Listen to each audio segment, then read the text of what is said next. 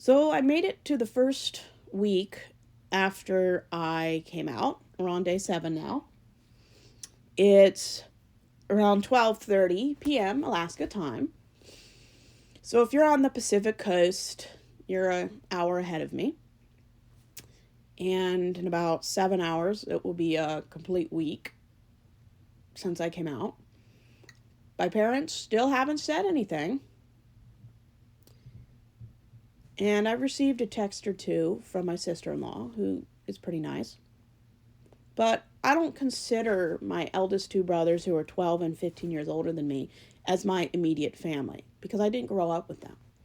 By the age of 5, both of them were out going to college, out of state. I never grew up with them. So they're not what I would consider my immediate family. They're outside of that. Nobody in my immediate family has said anything. Even the sister, the roommate that I have. She says that she's accepted it. And I always counter with, because you can't change it. If you could change it, you wouldn't be accepting it. And there's a difference between resignation and acceptance. Resignation is when you've done everything you can to change the outcome. And you can't, so you just deal with it. Acceptance is when you don't try to change the outcome. You're happy about it, or if you're not happy about it, you're happy that the person is living their life. I've never been supported in my family. Anytime I would move across the U.S., my parents would resign themselves to the fact they couldn't change my mind, and then they would offer me support. That's not what healthy families do. And I've been in therapy for almost 3 years, and I'm thriving. I can now recognize a lot of the narcissistic, covert narcissism in my family. I can notice, and I know what things are. I know when people ghost me, they're trying to control me. I no longer care. As long as what I'm doing is something that makes me happy, that I'm proud because I've done or I've accomplished, I'm not going to hide the best parts of myself anymore. I'm not going to change and adhere to a standard that everyone else expects. I'm done trying to make people happy, and they're never happy. Because it's impossible to please them. You can't make these people happy. And as long as I'm happy, I'm thriving, I'm living my best self, who cares what someone believes? Who cares? Once you're dead, it's not going to matter. You're just dead. That's why you have to live your best life and live every day as though it's your last. And I'm happier without God in it. I don't have the shame, the guilt, the drama anymore. That doesn't mean it doesn't hurt when my family ghosts me. I just don't want whatever it is they're selling. And every time someone asks me, so you've come out now, what is it like? I mean, I tell them my family ghosted me, and I'm okay with that. Am I okay with how it makes me feel? No. Am I okay that I was proven right? No. Am I sometimes sad that I'll never have parents or siblings that support me? Yeah. But I don't need them. I just don't need them.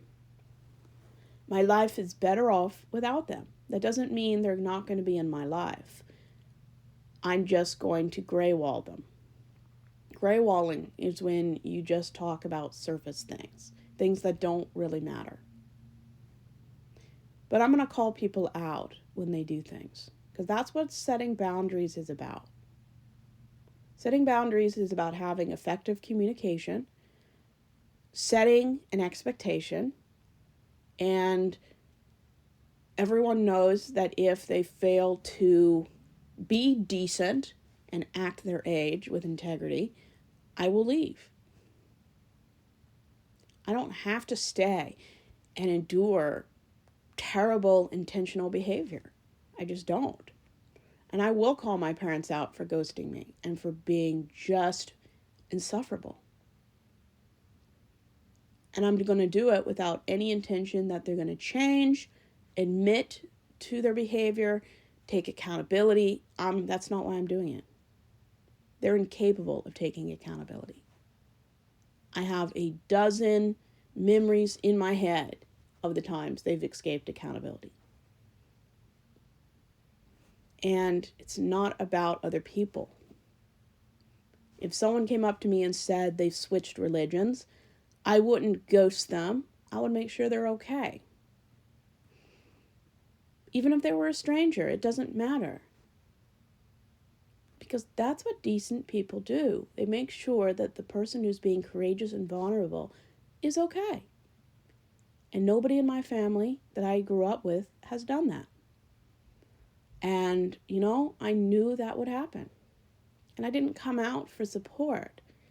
I came out so I don't have to act anymore. And it's been a week. And I'm happier because I don't have to live a lie. When my mother brings up God, I just say I don't believe in the supernatural. She makes no effort to ask me why or to have a conversation. It's just nothing. And my family, our relationships have always been dead on arrival. And I'm tired of giving any emotional support to relationships I don't want. I don't want a relationship with my parents. They're not good for me. They're not good for me and my health. They don't bring joy into my life. So whenever I see my parents, I will call them out for their horrible behavior, their lack of empathy, but I'm not going to do it to change them, to fix them. It's because I have boundaries and standards. And when somebody does something intentionally, I will tell them that they hurt me and that it's not okay. And then I'll probably leave. Because I'm not a child anymore. I don't have to stay in an environment that systematically tries to repoison me every time I'm in it. And yes, when you're in a toxic, narcissistic family, being around these people is like being systematically poisoned. And I just don't need that. I don't mind going over for an hour and a half on Christmas. I'm just not going to do any Christian things. I'm not going to put up with any shitty behavior. I'm just not going to do it anymore. And if they have a meltdown for any reason, I'll tell them to grow up. And if they can't or won't stop their bad behavior, I leave. So, yeah.